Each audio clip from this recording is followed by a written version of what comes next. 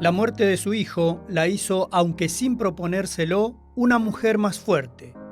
Lleva adelante proyectos elaborados en la Asociación Civil Madres del Dolor.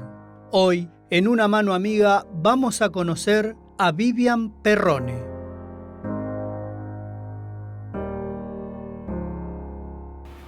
¿Cómo estás, Vivian? Bien, por suerte bien, sí. Fundadora de la Fundación Madres del Dolor. Sí. Esto surge producto de lo que pasó con tu hijo en ese fatal, que no es un accidente, vamos a aclarar, no fue un accidente, porque uno por lo general lee o ve las noticias y dice, murió en un accidente. Sí. No. Cuando hablamos de este tipo de cosas, no podemos hablar de un accidente. La mayoría de ellos, según las estadísticas, más del 90% no ocurren accidentalmente, sino porque un conductor conducía a exceso de velocidad o en estado de ebriedad o no respetó un semáforo, entonces no ocurre accidentalmente. Exactamente. Y puntualmente, bueno, el caso de Kevin, que es tu hijo, es un caso que se vio en todos los medios, pero vamos a recordar un poquito. Puntualmente ese día él estaba con los amigos, tomando algo. En casa, estaban en casa, fue el 30 de abril. Kevin estaba en casa, estaba con sus amigos del colegio, estaba con también profesores, porque habían ido a jugar un partido de alumnos contra profesores.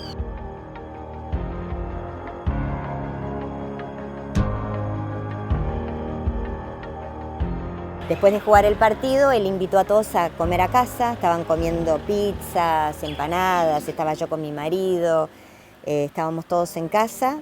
Y después de comer una pizza, algo, me dice, ma, ¿puedo ir a tomar algo con los chicos? Y bueno, le dijimos que sí, que podía salir y enseguida le pregunté cómo vas a volver, ya tenía el remis pedido. El tema es que cuando lo fue a buscar el remis había 3 amigas de él que no tenían cómo irse y bueno, le dieron el remis a ellas y ellos fueron caminando en Vicente López sobre la avenida del Libertador a Corrientes y Libertador, que hay una parada de taxis. Sí.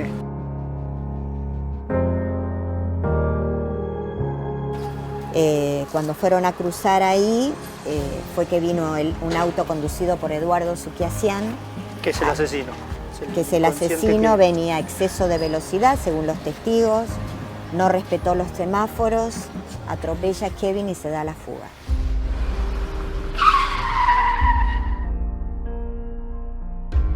Y bueno, Kevin agonizó durante una semana y fallece el 8 de mayo.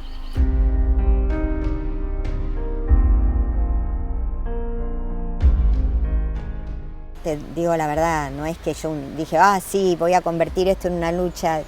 Estuve algunos meses que no sabía cómo hacer.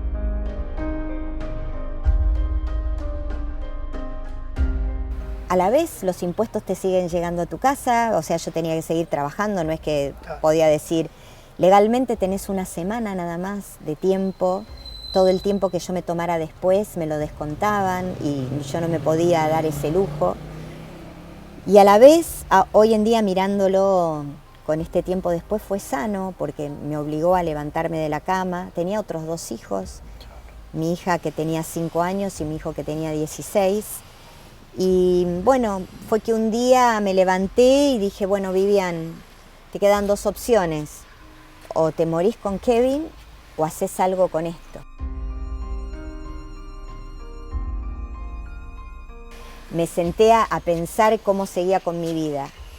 Y dije, bueno, por Yael y por Eric, que son mis otros 2 hijos, yo quería que mi casa fuese lo más parecido a lo que era antes, que ellos el día de mañana no me reclamen a mí y a Kevin. Mirá, nuestra casa se convirtió en un santuario, se convirtió en algo triste por la muerte de Kevin.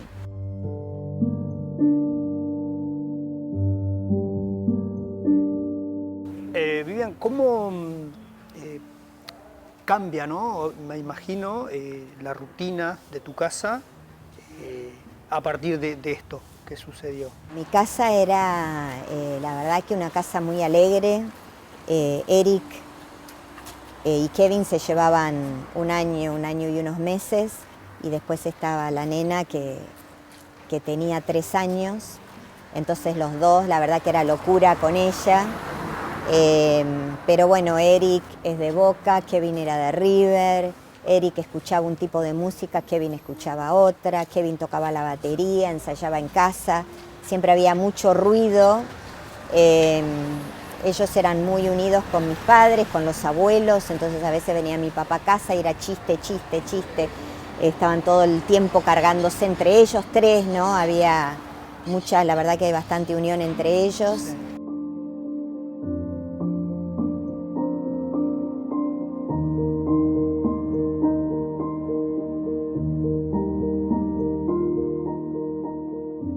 Hay dos estaciones de servicio en Corrientes y Libertador, y ahí un playero de una de las estaciones me dijo: señora, acá hay una cámara que graba constantemente, ¿por qué no pide el video? Y bueno, después fui a la fiscalía, lo pedí, el video ya se había borrado, porque habían pasado 2 meses. Seguí caminando, ahí en la esquina vivía un juez, el doctor Baños, que sigue siendo juez, y yo le pedí, porque él tenía un custodio en la puerta, que por favor fuese testigo de lo que él vio esa noche. Bueno, el juez no le permitió salir de testigo. Y seguí hablando con la gente y uno había visto una cosa, otra vez. Cuando yo fui a ver la causa no había nada de eso en la causa. Y yo no era nada, yo pensé, yo no sabía lo que era una investigación, claro, pero pensé que lo mínimo, todo nuevo para vos, habían hecho algo, que la fiscalía había hecho algo. Y ahí fue cuando dije, bueno, tengo que hacer algo con la causa de Kevin porque evidentemente a nadie le interesa. A mí lo que me decían es, el caso de tu hijo fue un accidente, me lo decían hasta amigos, aceptalo, volvé a tu vida, y yo la verdad que no podía volver a ser lo que era antes porque ya no lo era. Ya no lo era, tal cual. Ya no lo era.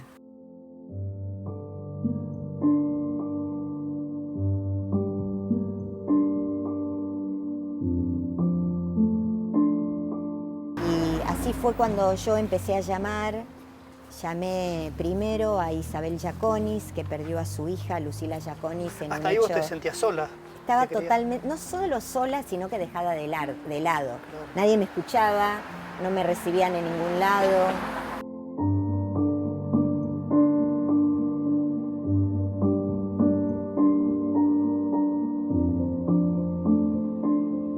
Cuando leí la causa vi que se fue a su casa, que llamaron a un abogado. Cuando Kevin estaba internado, él se fue y vivía a pocas cuadras del lugar del hecho de Kevin, ahí en la Lucila. Con mi marido pasamos por la puerta de la casa de Eduardo Suquiasian porque un papá del colegio que vendía seguros vino y me dijo, mira, acá vive el que atropelló a Kevin. Se ve que ellos tenían un sistema de ver a través de la patente. Pasamos por la casa y vimos el auto, vimos dónde estaban los golpes en el auto. Y esto fue a 1 o 2 días después del hecho de Kevin. Y mi marido me dijo, lástima que no trajimos una cámara, porque el celular tampoco tenía cámara. Y yo le dije, no, mira, así como vinimos nosotros, que estamos con todo este hecho de Kevin, la policía ya debe tener todo. La policía no tenía nada, no había hecho nada. Creyendo que ya está, la policía debe haber investigado, ya está, deben de haber sacado fotos. ¿Por qué te digo esto? Porque cuando se pidió fotos del auto, ya se había vendido el auto y primero cuando presentaron fotos, los golpes no eran los mismos que había visto yo. Y yo dije, ¿cómo los golpes en la puerta del conductor? Si yo los vi en el parante y en el guardabarros de adelante. No, estos fueron habían cambiado de lugar los golpes en el auto. ¿Por qué? Porque ellos dijeron que Kevin cruzó y volvió y que Kevin había atropellado al auto y no que el auto lo había atropellado a Kevin. Igual, gracias a los testigos que se quedaron ahí en el lugar del hecho, que yo siempre agradezco muchísimo a esos testigos. Fueron claves para... Que yo no los conocía y que ellos dijeron a qué velocidad aproximadamente venía Suquiasian, cómo se venía pasando los semáforos, cómo quedó Kevin y cómo fue el hecho.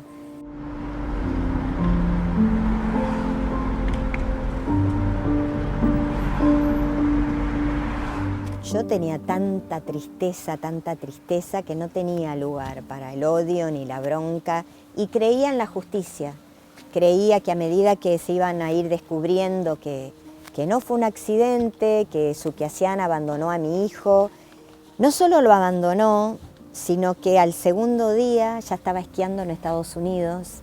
O sea, Kevin todavía estaba luchando por su vida, porque estuvo internado esa semana hasta el 8 de mayo que falleció, y Sukiasian estaba esquiando, o sea, no le importó absolutamente nada, porque te digo, te asustaste, te fuiste, pero no. Fueron, cambiaron de lugar los golpes en el auto, se fue a esquiar a Estados Unidos, fueron a ver un abogado que evidentemente le dijo lo que tenía que declarar, lo que tenía que decir y lo que no. Y yo sentía mucho dolor, la verdad que sentía. Y la primera vez que nos llama la familia Sukiasian a casa fue el 27 de mayo, que era el día del cumpleaños de Kevin. O sea, lo atropella el primero, fallece el 8 y el 27 de mayo, todo en el mes de mayo, era el día del cumpleaños de Kevin. Y llama al papá, atiende Eric, y me dice, ma, es el papá de Eduardo Sukiasian. Y yo dije, llama para decirme, señora, sé que es una fecha difícil. Eso fue lo que se me cruzó por la cabeza. Lo sentimos mucho, pero no, llamó para decir hoy que es esta fecha, no se le ocurra hacer una marcha, porque yo tengo a la policía que va a estar acá protegiendo mi casa.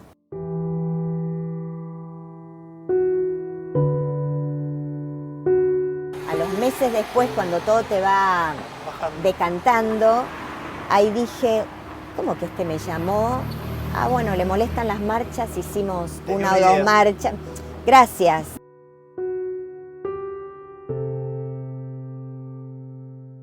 Hicimos una marcha, le pusimos velas en la vereda, en la puerta de su casa. Hicimos una o dos de esas marchas y después, bueno, seguí con la causa de Kevin. Es más, como vive cerca del colegio donde yo trabajaba, tengo profesoras que viven cerca de él y le dije, ¿es verdad que sí, esa noche estaba la policía ahí protegiendo su casa? Pero a Kevin no lo protegieron. Hay madres, Norita Iglesias, Silvia Fredes, que perdieron a sus únicos hijos y es increíble también todo el trabajo que hacen. Y entonces ahí me doy cuenta que uno lo hace más que nada en honor y en homenaje a quien se fue, ¿no? O sea, la memoria de ellos existe y perdura mientras nosotras mantengamos viva su imagen, su nombre, su lugar.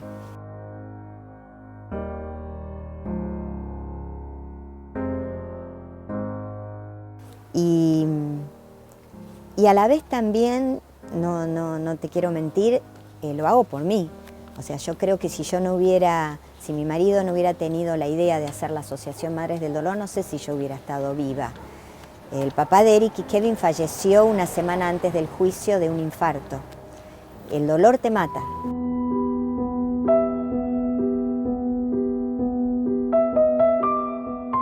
Y yo quería, no te digo decir, no, convierto esto en alegría, pues yo no lo puedo hacer. Pero sí convertirlo en memoria, en cambio, en dejar algo bueno para esta sociedad. ¿Cuántos años ya lleva la fundación hasta la actualidad? Y ahora en diciembre cumplimos 15 años, el 10 de diciembre. En estos 15 años, si bien este asesino fue condenado, podemos decir entre comillas, porque finalmente después... Cumplió solamente con 2 meses de prisión. Una vergüenza. Nada.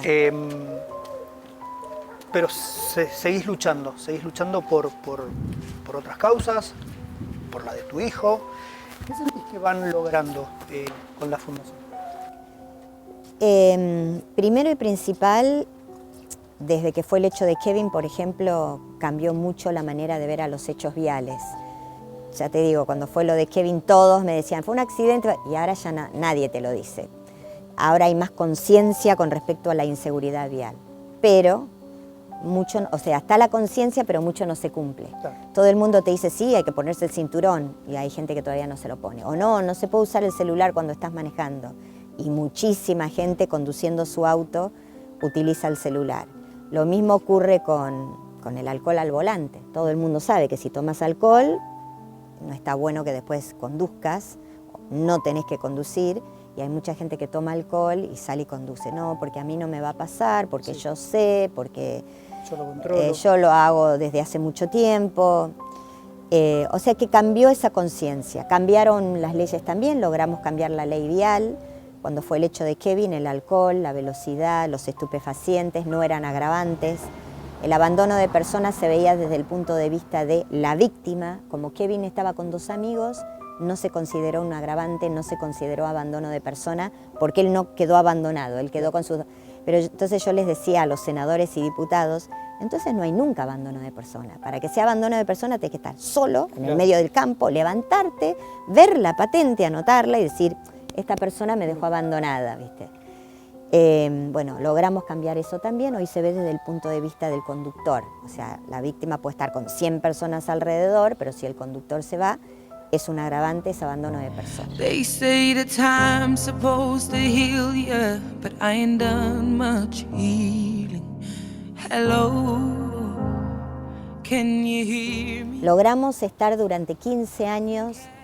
Estoy segura que nos investigaron, que investigaron a la asociación. Yo sigo dando clases de inglés, soy profesora de lengua y literatura en inglés. Puedo salir a la calle a caminar, que siento que la gente que me reconoce y que reconoce a la carita de Kevin nos tiene mucho respeto y eso para mí vale mucho. Hoy, pensando, como hablábamos recién, en esa mamá que está luchando, Sí. hoy vos estás en pie, estás trabajando con esta fundación, con estas madres, muchas personas que te acompañan. ¿Querés decirle algo desde tu experiencia a esa mamá que hoy por hoy quizás está atravesando una situación más o menos complicada? Yo lo que les digo a esa mamá, a ese papá, a esos hermanos, porque muchas veces dejamos de lado a los hermanos y ellos también sufren, ¿no? Como te decía, una nunca vuelve a ser la misma de antes. Es que la vida siempre te va poniendo en el camino algo más que se puede hacer. Yo lo encontré a través de Madres del Dolor, desde los 18 años que soy familia de abrigo para chiquitos que están en un hogar y por un tiempo dejé de hacerlo porque dije, no, mi dolor, y la vida me llevó a volver a estar en un hogar. Una alumna mía vino un día y me dijo, vos tenés que ir al hogar de mi mamá, tenés que ir al hogar. Yo dije, no puedo, mi dolor. Uno es el egoísmo, ¿no? De mi dolor, de mi tristeza, de mí. Y ella vino con un papelito, con un número de celular, y me dijo, este es el número de mi mamá que está en el hogar, vos sabrás qué hacer. Y me lo puso en la cartuchera, dije. Bueno, voy, la saludo y me voy. Nunca más. Yo encontré mi lugar ahí. Cada uno, hay madres que ponen un comedor, hay otras madres que se dedican a un nieto que las necesita. Que busquen ese lugar, No les digo, abran una ONG. Hay un lugar donde las necesitan y desde ese lugar, o los necesitan, y desde ese lugar van a homenajear a su ser querido. En una cama llorando no lo homenajeas.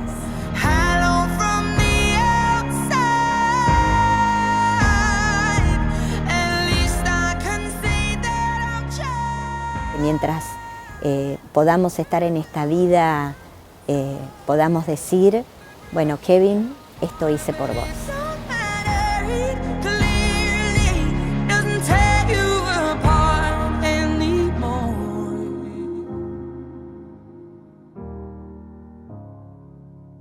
Hello, how are you? It's so Primero y principal le agradezco a mis 3 hijos por acompañarme siempre. La verdad que me siguen retando y me siguen diciendo. Me causan, seguimos con los chistes y todo. La otra vez le hice un video a mi nieto y mi hijo me contesta, ¿qué tomaste, ma? ¿Viste? Y eso me saca una sonrisa. Y después le agradezco a la vida por haberme dado a las Madres del Dolor, por haberme dado a los alumnos que sigo teniendo y que me dan vida, a mi familia, a mis hermanos que me acompañaron también mucho en esto. Ahora me acompañan a veces mis sobrinos, ¿no? Y la verdad que estoy muy agradecida por todo. Hubiera preferido nunca conocer a las Madres del Dolor, nunca estar haciendo esta nota, seguir siendo la que era antes, y a veces sí se me cruza el decir, ¿por qué a mí? ¿Por qué los demás siguen con una familia hermosa? se van de vacaciones, hacen un montón de cosas hermosas y a mí no, ¿viste? ¿Qué respuesta tenés? No tengo respuesta. No tengo respuesta. No sé por qué. No lo entiendo. No sé por qué a algunos nos toca y a otros no. Pero bueno, me tocó y trato de hacer con esto lo mejor.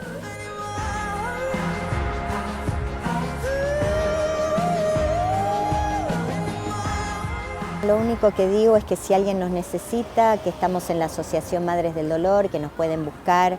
Yo estoy en todas las redes. ¿Las redes? ¿Cuáles son? Sí, en Facebook estoy en Vivian Perrone, en Instagram Vivian Perrone y en Twitter o en X es Vivian Perrone OK. Así que muchas veces me mandan mensajes a través de las redes y si no, bueno, nos googlean y me dejan un mensaje acá en Madres del Dolor que enseguida contesto. Gracias.